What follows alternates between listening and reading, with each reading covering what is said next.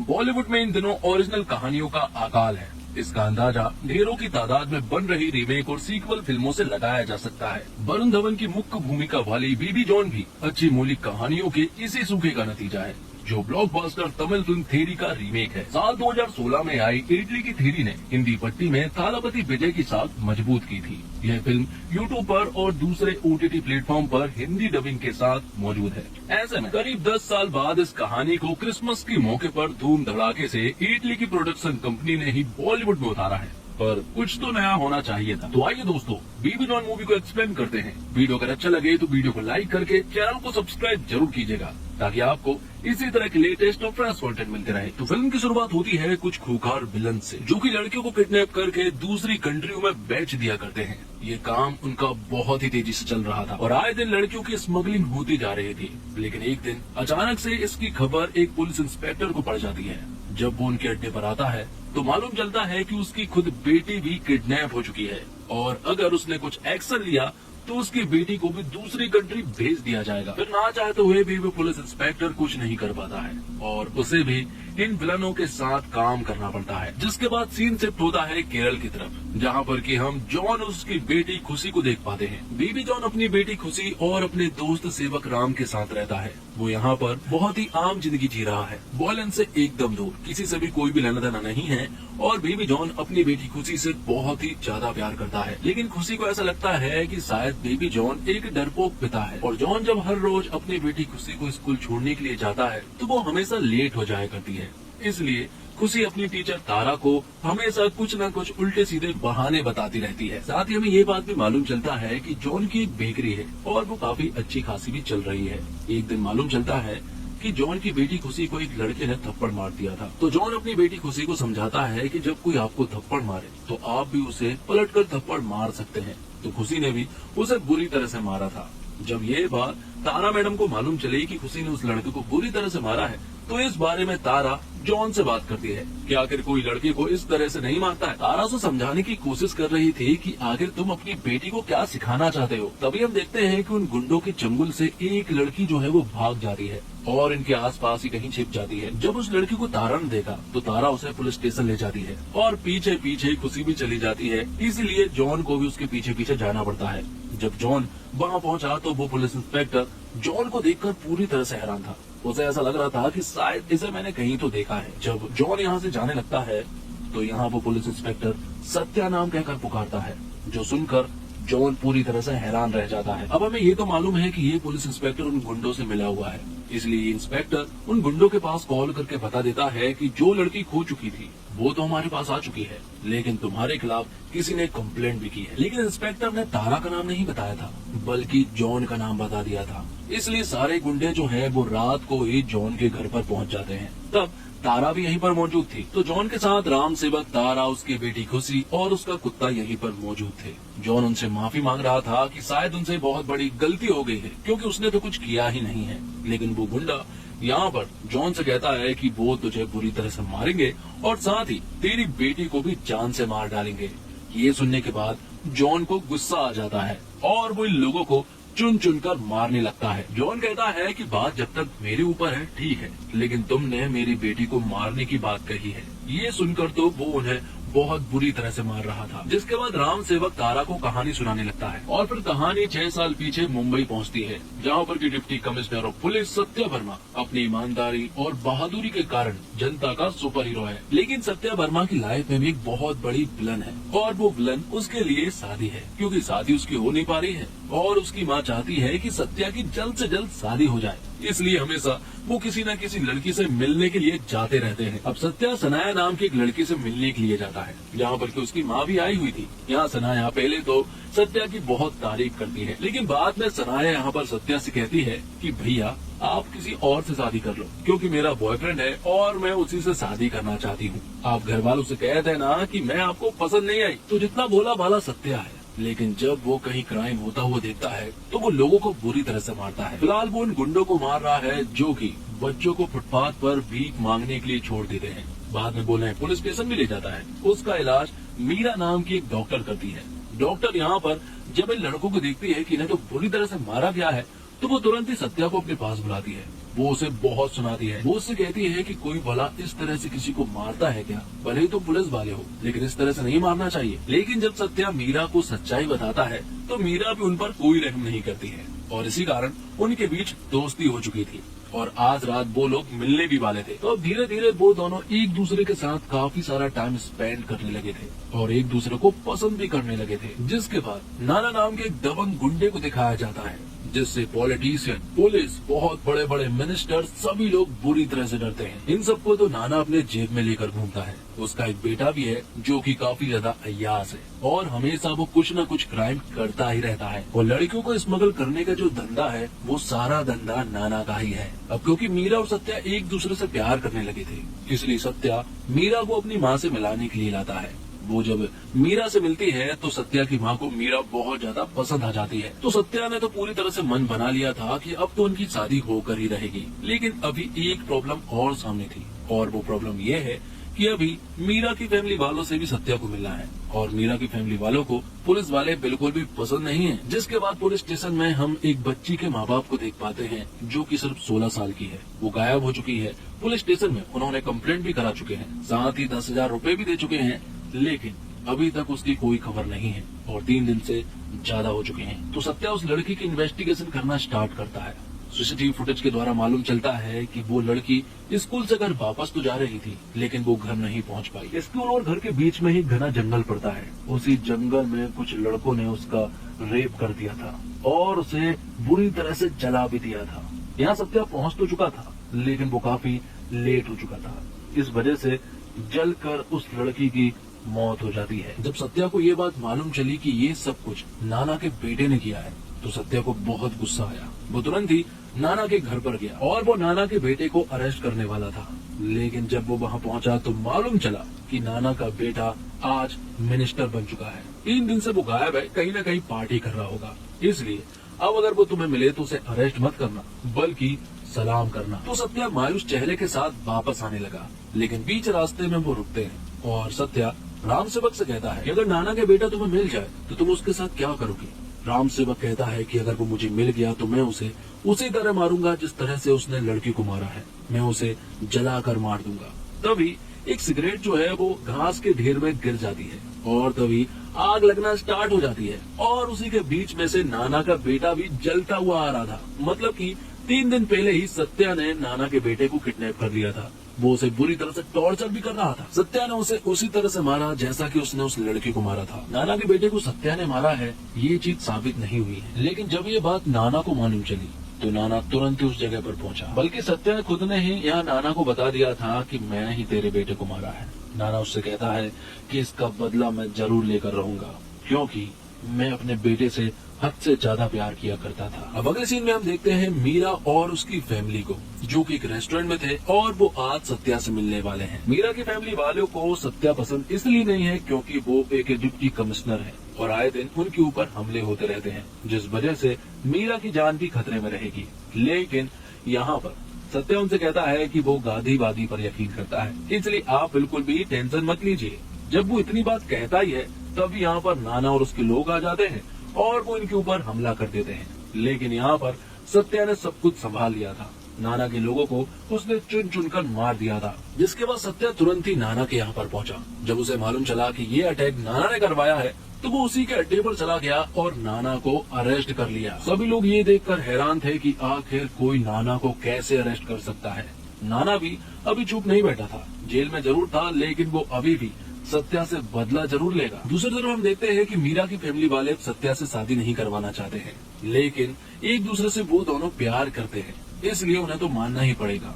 और यहाँ पर दोनों शादी कर लेते हैं। जब मीरा और सत्या की शादी हुई तो दोनों बहुत ज्यादा खुश थे। उनकी फैमिली भी बहुत खुश थी, यहाँ तक कि सत्या की माँ भी बहुत ही ज्यादा खुश थी, क्योंकि उन्हें हमेशा से एक लड़की चाहिए थी। और कुछ ही महीनों के बाद उन्हें एक लड़की भी होती है जिसका नाम खुशी होता है। और फिर कुछ ही दिनों के बाद नाना और उसके लोग यहाँ सत्या और उसकी पूरी फैमिली पर अटैक कर देते हैं। वो सत्या को शूट करते हैं और साथ ही मीरा को भी शूट कर देते हैं। वहाँ खुशी अपनी दादी के साथ थी। वो लोग खुशी की दादी को भी मार देते हैं और सत्या भी बुरी तरह से घायल था। इतना सब कुछ करके वो सारे गुंडे यहाँ से जा चुके थे। तभी यहाँ पर मीरा की आंखें खुलती है। मालूम चलता है कि वो मरी नहीं थी और साथ ही उसकी बेटी भी नहीं मरी थी। वो यहाँ पर तुरंत ही सत्या के पास आती है और उससे कहती है कि हमारी बेटी को तुरंत ही हॉस्पिटल ले जाओ और मुझसे वादा करो कि तुम पुलिस की नौकरी छोड़ दोगे और मेरी बेटी को यहाँ से बहुत दूर लेकर चले जाओगे, इस लड़ाई झगड़े से दूर। सत्या उससे वादा करता है और अगले ही पल मीरा की मौत हो जाती है और तब यहाँ ब्लास्ट भी हो जाता है। लेकिन सत्या और खुशी बच गए थे। जिसके बाद कहानी प्रेजेंट में आती है। राम सेवक ने ये सारी कहानी तारा को सुनाई थी। तारा को भी अब ये सारी बातें मालूम है।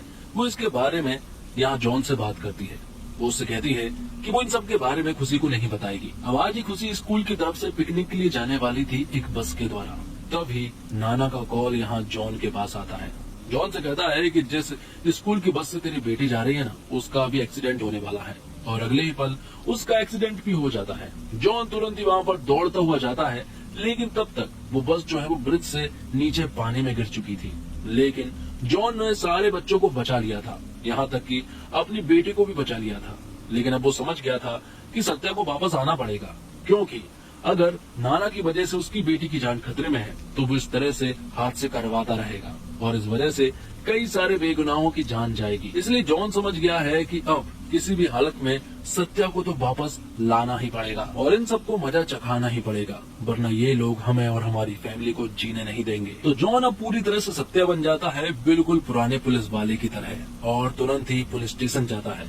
सबसे पहले उस पुलिस इंस्पेक्टर के पास जाता है जिसने नाना की मदद की थी यहाँ सत्या की फैमिली को मारने के लिए। सत्या उसके पास जाता है और उसे बुरी तरह से मारता है। जब इन सब के बारे में नाना को मालूम चला तो नाना ने भी प्लानिंग बनाना स्टार्ट कर दिया था। उसका एक भाई भी था जो कि एक बहुत बड़ी कंस्ट्रक्शन साइट में था, लेकिन आए दिन वहाँ भी अक्सर लोगों की मौत होती रहती है और इसका कोई भी जवाब नहीं दे पाया है। जब इसके बारे में सत्या को मालूम चला तो सत्या तुरंत ही उस कंस्ट्रक्शन साइट पर जाने लगा, लेकिन मालूम चलता है कि ये सब कुछ नाना की प्लानिंग है। वो सत्या को वहाँ पर बुलाना चाहता है ताकि वो सत्या को वहीं पर जान से मार सके। तो सत्या वहाँ पर पहुंचकर इन लोगों को बुरी तरह से मारने लगता है। यहाँ पर नाना को तो ऐसा लगा था कि शायद सत्या यहीं पर मारा जाएगा, लेकिन सत्या यहाँ पर नाना के भाई को भी बुरी तरह से मार डालता है। लेकिन नाना का प्लान भी अभी भी मौजूद था, क्योंकि सत्या जब यहाँ पर फाइट कर रहा था वहाँ दूसरी तरफ सत्या के घर पर नाना के लोग पहुँच चुके थे। वहाँ राम सेवक और तारा मौजूद थे, लेकिन वो लोग उनका सामना नहीं कर पाते हैं। वो बहुत देर तक लड़ते जरूर हैं, लेकिन नाना ने यहाँ खुशी और तारा को अपने साथ लेकर चले गए थे और उन्हें भी उसी कंटेनर में कैद कर दिया था जहाँ पर कि अब ये सारी लड़कियों को फौरन भेजा जाना था। अब नाना तुरंत ही सत्या के पास कॉल करता है। वो उसे बताता है कि तूने मेरे भाई को मार दिया है, बहुत अच्छा किया, लेकिन अब तेरी बेटी को भी मैं मारने वाला हूँ। या फिर तू उसे बचाना चाहता है या फिर दूसरी कंट्री भेजे जाने से रोकना चाहता है तो तुरंत ही यहाँ पर आ जा।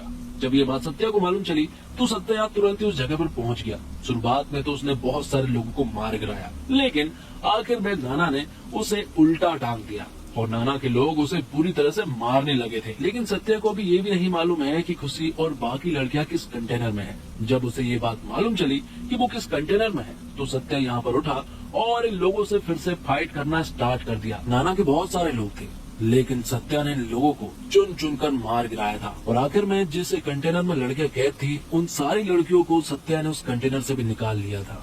फिल्म के आखिर में सत्या की बेटी खुशी नाना को माफ करने के लिए कहती है कि अगर आप सॉरी बोल देंगे तो मेरे पिता आपको माफ कर देंगे। लेकिन नाना सॉरी कहाँ बोलने वाला था। यहाँ पर बाकी सारी लड़कियां मिलकर नाना को जान से मार देती है और फिल्म के आखिर में हम सलमान खान का कैमियो देख पाते हैं जो कि एजेंट भाईजान के रूप में यहाँ पर आता है और अब वो भी इनकी तिकड़ी में शामिल हो चुका था। तो दोस्तों, बेबी जॉन वो फिल्म है जिसमें आपको राजपाल यादव एक्शन करते दिख रहे हैं और यकीन मानिए क्लाइमैक्स से ठीक पहले उनका एक डायलॉग और ये एक्शन फिल्म का यादगार मूवमेंट है। ऐसा नहीं है कि बेबी जॉन के हीरो वरुण धवन ने दमदार काम नहीं किया है, लेकिन मास फिल्मों की खासियत ही आपको सरप्राइज करना होता है, कुछ ऐसा करना जो सोच से इतना परे हो कि आप डायरेक्टर राइटर की सोच स्क्रीन पर देखकर वाव वाली फीलिंग में आ जाए। मास फिल्मों के आइकॉन गदर में सनी देओल का हेडपंप उखाड़ना इसलिए आज भी अद्भुत लगता है, लेकिन फिर भी स्क्रीन पर ये सीन विश्वास करने लायक लगता है।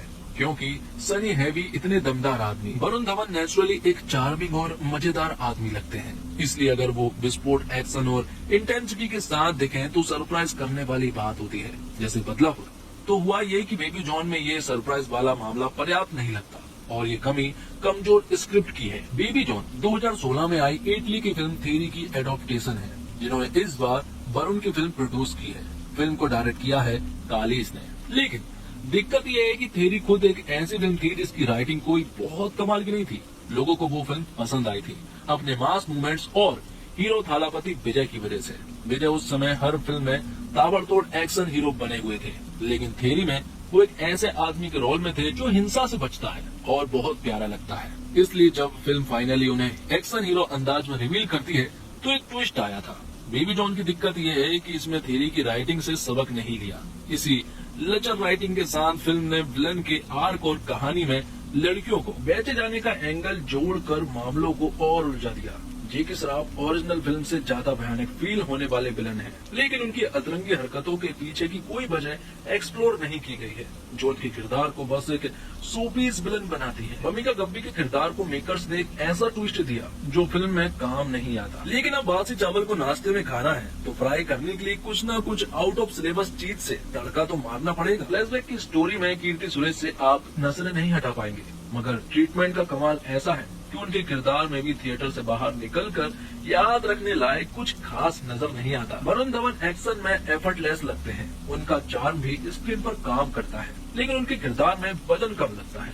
इससे धांसू इंटेंसिटी और एक्शन के साथ वो हाल ही में हनी बनी में नजर आ चुके हैं। फिल्म रुक रुक कर जॉन या सत्या के इमोशन एक्सप्लोर नहीं करती और एक चीज से दूसरी चीज पर भागती रहती है। फर्स्ट हाफ के पहले 40 मिनट तो इतनी तेजी से भागे कि लगा डायरेक्टर का मूड भी यहीं पर फिल्म को निपटा देने का है। मगर फिर उन्हें याद आया कि बहुत सारे एक्शन सीक्वेंस के साथ उन्हें वरुण धवन को लेकर जनता का मसीहा, गरीबों का देवता, बेसहारों का रक्षक टाइप जो पोर्शन शूट किए गए थे वो भी तो फिल्म में फिट करने हैं। फिर उन्होंने तरीके से इन सब का हिसाब किया, फिल्म में सेट किया कि 15 मिनट से ज्यादा कहानी के लिए बरकरार ना रहे। सबसे अजीब चीज ये है कि टीवी पर थेरी का जो हिंदी डब्ड वर्जन चलता था, बेबी जॉन के डायलॉग उसके मुकाबले भी कहीं ज्यादा ठंडे हैं। ऊपर से फिल्म का साउंड इतना शोर भरा है कि आप थिएटर में जाते अकेले हैं, मगर बाहर निकलते हैं सिर दर्द को कंधे पर टिकाए हुए। कुल मिलाकर बेबी जॉन एक ऐसी फिल्म है जिसे देखने के बाद सिर्फ एक ही लाइन सोचती है, वरुण धवन मास हीरो वाले रोल में भी अच्छे कर सकते हैं, मगर कोई उन्हें अच्छी स्क्रिप्ट के साथ कास्ट कर लेते। और कमर्शियल मसाला मूवी के लिए अक्सर कहा जाता है कि ऐसी मूवीज में दिमाग ना लगाए, लेकिन जब शहर का टीएसपी वर्दी पहने हुए किसी की बेबी शॉवर में लेडीज को जूस पिलाने लगे, जब चाहे तब शहर से गायब हो जाए, 6 साल बाद जब मन करे वर्दी पहन के ड्यूटी पर वापस आ जाए, तो ना चाहते हुए भी इग्नोर करना मुश्किल हो जाता है भाई। कहानी में तो यू एक्शन, इमोशन, रोमांस और सस्पेंस है, नाच गाना है और सोशल मैसेज जैसे सारे तड़के हैं, लेकिन एक्शन के अलावा बाकी चीजें प्रभावित नहीं करती। चाइल्ड ट्रैफिकिंग जैसे संवेदनशील विषय को भी जिस तरह फिल्माया गया है, वह एकाध सीन के अलावा मन को भिगो नहीं पाता। हाँ, आर्ट एक्शन डायरेक्टर के मेल से तैयार किया गया एक्शन दमदार है, हालांकि कुछ सीन इतने विभत्स और हिंसक भी हैं जो क्रिसमस के त्योहार का मूड खराब कर सकते हैं। एक्टिंग की बात करें तो कीर्ति सुरेश खूबसूरत लगती है, भूमिका गब्बी प्रभावित करती है, पर उनके किरदार को और एक्सप्लोर किया जाना चाहिए था। चाइल्ड आर्टिस्ट जारा अपनी मासूमियत से दिल जीत लेती है, जबकि रामपाल यादव अपने मोनोलॉग और आखिरी सीन में तालियां बटोर ले जाते हैं। अब अगर हीरो वरुण धवन की फिल्म में तालियां सहयोगी कलाकार राजपाल यादव के लिए बज रहे हैं, तो जाहिर है वरुण धवन को अपनी एक्टिंग पर और मेहनत करने की जरूरत है। उनके सारे गुड लुक्स, स्वैग, जेकी श्रॉफ भी कैरिकेचर वाले विलन में टाइप कास्ट होते जा रहे हैं। एक्शन और सिनेमेटोग्राफी फिल्म को मजबूत बनाते हैं, जबकि थमन गानों में यादगार वाली बात नहीं है। हालांकि टाइटल ट्रैक नैन मटक का गाना चर्चित हो चुका है। और इसी के साथ ये वीडियो यहीं पर समाप्त हो जाता है। दोस्तों, उम्मीद करता हूँ आपको वीडियो पसंद आई होगी। वीडियो पसंद आई हो तो वीडियो को लाइक करके चैनल को सब्सक्राइब जरूर कीजिएगा, ताकि आपको इसी तरह के लेटेस्ट और फ्रेश कंटेंट मिलते रहे। मिलते हैं और कमाल की वीडियो के साथ, तब तक के लिए आप हमारे चैनल के साथ बने रहिए।